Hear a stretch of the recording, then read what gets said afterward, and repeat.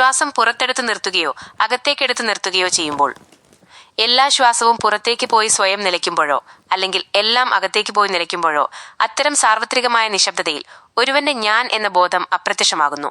ഇത് കളങ്കിതരായവർക്ക് മാത്രമേ പ്രയാസമുള്ളൂ. അതുകൊണ്ട് തന്നെ അതെല്ലാവർക്കും പ്രയാസമാണ്. കാരണം ആരാണ് കളങ്കിതരല്ലാത്തത്? ആരാണ് ഇത്ര ശുദ്ധൻ? നിങ്ങൾക്ക് ഇത് പരിശീലിക്കാൻ കഴിയില്ല. പക്ഷെ ചിലപ്പോൾ പെട്ടെന്ന് നിങ്ങൾക്കിത് അനുഭവിക്കാൻ കഴിഞ്ഞേക്കും. നിങ്ങൾ ഒരു കാർ ഓടിക്കുകയാണ്. പെട്ടെന്ന് ഒരു അപകടമുണ്ടാകാൻ പോകുന്നുവെന്ന് നിങ്ങൾക്ക് തോന്നുന്നു. ശ്വാസം നിലയ്ക്കും. അത് പുറത്താണെങ്കിൽ പുറത്തു തന്നെ നിൽക്കും, അകത്താണെങ്കിൽ അകത്ത് തന്നെ നിൽക്കും. അത്തരം ഒരവസ്ഥയിൽ നിങ്ങൾക്ക് ശ്വാസം എടുക്കാൻ കഴിയില്ല. അതിന് സാധിക്കില്ല. എല്ലാം നിലയ്ക്കുന്നു, വിട്ടുപോകുന്നു. അല്ലെങ്കിൽ എല്ലാ ശ്വാസവും പുറത്തേക്ക് പോയി സ്വയം നിലയ്ക്കുമ്പോഴോ അല്ലെങ്കിൽ എല്ലാം അകത്തേക്ക് പോയി നിലയ്ക്കുമ്പോഴോ അത്തരം സാർവത്രികമായ നിശബ്ദതയിൽ ഒരുവന്റെ ഞാൻ അപ്രത്യക്ഷമാകുന്നു. നിങ്ങളുടെ ഞാൻ എന്നത് ഒരു ദിവസേനയുള്ള ഒരു ആവശ്യം മാത്രമാണ്. അടിയന്തര ഘട്ടങ്ങളിൽ നിങ്ങൾക്ക് അതിനെ ഓർക്കാൻ കഴിയില്ല.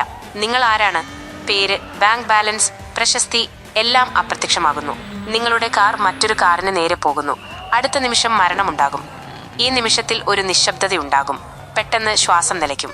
ആ നിമിഷത്തിൽ നിങ്ങൾക്ക് ബോധവാനായിരിക്കാൻ കഴിയുമെങ്കിൽ നിങ്ങൾക്ക് ലക്ഷ്യത്തിലെത്താൻ കഴിയും. ജപ്പാനിലെ സെൻ സന്യാസിമാർ ഈ രീതി ധാരാളമായി പരീക്ഷിച്ചിട്ടുണ്ട്.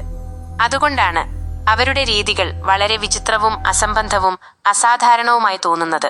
അവർ ചിന്തിക്കാൻ കഴിയാത്ത പല കാര്യങ്ങളും ചെയ്തിട്ടുണ്ട്. ഒരു ഗുരു ഒരാളെ വീടിന് പുറത്തേക്ക് വലിച്ചെറിയും. യാതൊരു കാരണവുമില്ലാതെ, യാതൊരു മുന്നറിയിപ്പുമില്ലാതെ ഗുരു പെട്ടെന്ന് ശിഷ്യനെ അടിക്കാൻ തുടങ്ങും. നിങ്ങൾ നിങ്ങളുടെ ഗുരുവിനൊപ്പം ഇരിക്കുകയായിരുന്നു. എല്ലാം സാധാരണമായിരുന്നു. നിങ്ങൾ വെറുതെ സംസാരിച്ചിരിക്കുമ്പോൾ ആ നിശബ്ദത സൃഷ്ടിക്കാനായി അദ്ദേഹം നിങ്ങളെ അടിക്കാൻ തുടങ്ങും. ഒരു കാരണമുണ്ടെങ്കിൽ ആ നിശബ്ദത സൃഷ്ടിക്കാൻ കഴിയില്ല. നിങ്ങൾ ഗുരുവിനെ അധിക്ഷേപിക്കുകയും അദ്ദേഹം നിങ്ങളെ അടിക്കാൻ തുടങ്ങുകയും ചെയ്താൽ ഒരു കാരണമുണ്ട്. നിങ്ങളുടെ മനസ്സ് മനസ്സിലാക്കുന്നു, ഞാൻ അദ്ദേഹത്തെ അധിക്ഷേപിച്ചു, അദ്ദേഹം എന്നെ അടിക്കുന്നു. യഥാർത്ഥത്തിൽ നിങ്ങളുടെ മനസ്സ് അത് നേരത്തെ പ്രതീക്ഷിച്ചിരുന്നു. അതിനാൽ ഒരു ഇടവേളയില്ല. പക്ഷെ ഓർക്കുക, നിങ്ങൾ ഗുരുവിനെ അധിക്ഷേപിച്ചാൽ ഒരു സെൻ ഗുരു നിങ്ങളെ അടിക്കില്ല. അദ്ദേഹം ചിരിക്കും. കാരണം അപ്പോൾ ചിരിക്ക് ആ നിശബ്ദത സൃഷ്ടിക്കാൻ കഴിയും.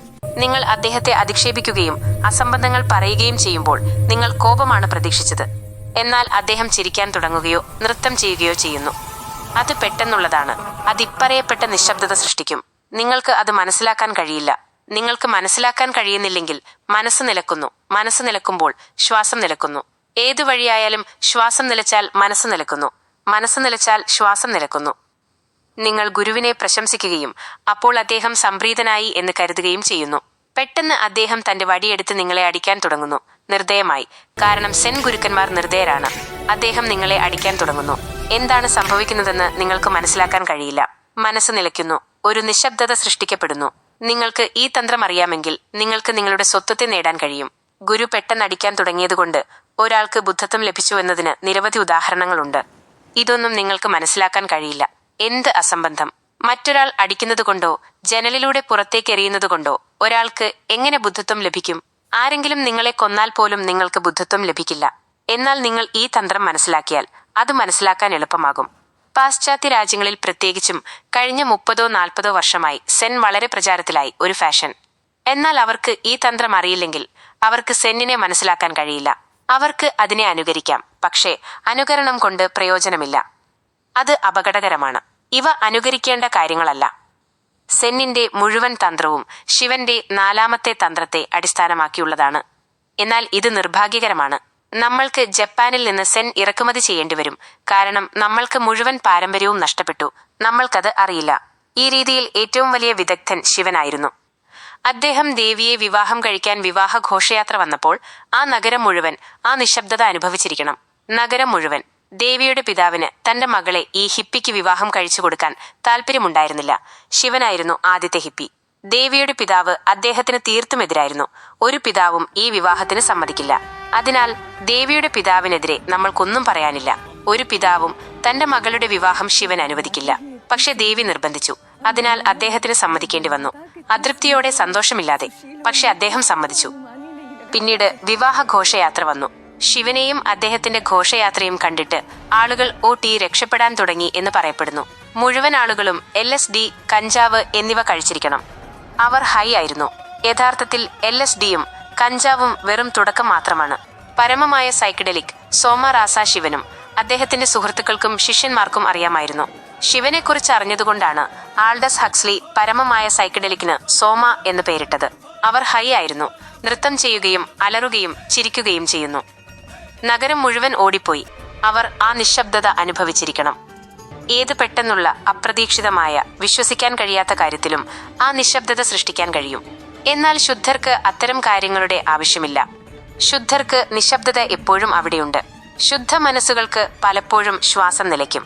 നിങ്ങളുടെ മനസ്സ് ശുദ്ധമാണെങ്കിൽ, ശുദ്ധമെന്നാൽ നിങ്ങൾ ആഗ്രഹിക്കുകയോ കൊതിക്കുകയോ ഒന്നും തേടുകയോ ചെയ്യുന്നില്ല. ശാന്തമായി നിഷ്കളങ്കമായി നിങ്ങൾക്കിരിക്കാൻ കഴിയും. പെട്ടെന്ന് നിങ്ങളുടെ ശ്വാസം നിലയ്ക്കും. ഇതോർക്കുക, മനസ്സിന്റെ ചലനത്തിന് ശ്വാസത്തിന്റെ ചലനം ആവശ്യമാണ്. മനസ്സ് വേഗത്തിൽ ചലിക്കുമ്പോൾ ശ്വാസത്തിലും വേഗതയുള്ള ചലനം ആവശ്യമാണ്. അതുകൊണ്ടാണ് നിങ്ങൾക്ക് ദേഷ്യം വരുമ്പോൾ ശ്വാസം വേഗത്തിൽ ചലിക്കുന്നത്. ലൈംഗിക ബന്ധത്തിൽ ശ്വാസം വളരെ വേഗത്തിൽ ചലിക്കും. അതുകൊണ്ടാണ് ആയുർവേദത്തിൽ പറയുന്നത്, അമിതമായ ലൈംഗിക ബന്ധം അനുവദിച്ചാൽ നിങ്ങളുടെ ആയുസ് കുറയും എന്ന്. ആയുർവേദം അനുസരിച്ച് നിങ്ങളുടെ ആയുസ് കുറയും. കാരണം ആയുർവേദം നിങ്ങളുടെ ജീവിതത്തെ ശ്വാസങ്ങളുടെ എണ്ണത്തിൽ അളക്കുന്നു. നിങ്ങളുടെ ശ്വാസം വളരെ വേഗത്തിലാണെങ്കിൽ നിങ്ങളുടെ ആയുസ് കുറയും. ആധുനിക വൈദ്യശാസ്ത്രം പറയുന്നു, ലൈംഗിക ബന്ധം രക്തചംക്രമണത്തെ സഹായിക്കുന്നു, വിശ്രമിക്കാൻ സഹായിക്കുന്നു. ലൈംഗികത അടിച്ചമർത്തുന്നവർക്ക് പ്രശ്നങ്ങൾ ഉണ്ടാകാം, പ്രത്യേകിച്ച് ഹൃദയ സംബന്ധമായ പ്രശ്നങ്ങൾ. അവർ പറയുന്നതും ആയുർവേദം പറയുന്നതും ശരിയാണ്, പക്ഷേ അവ പരസ്പരം വിരുദ്ധമായി തോന്നുന്നു. എന്നാൽ ആയുർവേദം കണ്ടുപിടിച്ചത് 5000 വർഷം മുമ്പാണ്. അന്ന് എല്ലാവരും ധാരാളം അധ്വാനം ചെയ്തിരുന്നു. ജീവിതം അധ്വാനമായിരുന്നു. അതിനാൽ വിശ്രമിക്കാൻ ആവശ്യമില്ലായിരുന്നു. രക്തചംക്രമണത്തിനായി കൃത്രിമ മാർഗങ്ങൾ ഉണ്ടാക്കേണ്ട ആവശ്യമില്ലായിരുന്നു. എന്നാൽ ഇപ്പോൾ കൂടുതൽ കായികാധ്വാനം ചെയ്യാത്തവർക്ക് ലൈംഗികത മാത്രമാണ് അവരുടെ ഒരേയൊരു അധ്വാനം. അതുകൊണ്ടാണ് ആധുനിക വൈദ്യശാസ്ത്രം ആധുനിക മനുഷ്യന് ശരിയായിരിക്കുന്നത്. അവർ കായികാധ്വാനം ചെയ്യുന്നില്ല. അതിനാൽ ലൈംഗികത ആ കായികാധ്വാനം നൽകുന്നു. ഹൃദയം കൂടുതൽ സ്പന്ദിക്കുന്നു. രക്തം വേഗത്തിൽ സഞ്ചരിക്കുന്നു. ശ്വാസം ആഴത്തിലാകുകയും കേന്ദ്രത്തിലേക്ക് പോകുകയും ചെയ്യുന്നു. അതിനാൽ ലൈംഗിക ബന്ധത്തിന് ശേഷം നിങ്ങൾക്ക് വിശ്രമം അനുഭവപ്പെടുകയും എളുപ്പത്തിൽ ഉറങ്ങാൻ കഴിയുകയും ചെയ്യുന്നു. ലൈംഗികതയാണ് ഏറ്റവും മികച്ച ശാന്തത നൽകുന്ന മരുന്ന് എന്ന് ഫ്രോയിഡ് പറയുന്നു. അത് ശരിയാണ്. ആധുനിക മനുഷ്യനെ സംബന്ധിച്ചിടത്തോളം ലൈംഗികതയിൽ ശ്വാസം വേഗത്തിലാകും. ദേഷ്യത്തിൽ ശ്വാസം വേഗത്തിലാകും. ലൈംഗികതയിൽ മനസ്സാഗ്രഹത്താൽ, കാമത്താൽ, അശുദ്ധിയാൽ നിറഞ്ഞിരിക്കുന്നു. മനസ്സ് ശുദ്ധമായിരിക്കുമ്പോൾ മനസ്സിൽ ആഗ്രഹമില്ല, അന്വേഷണമില്ല, പ്രേരണയില്ല. നിങ്ങൾ ഒരിടത്തേക്കും പോകുന്നില്ല. പകരം ഇവിടെയും ഇപ്പോഴും ഒരു നിഷ്കളങ്കമായ കുളം പോലെ തുടരുന്നു.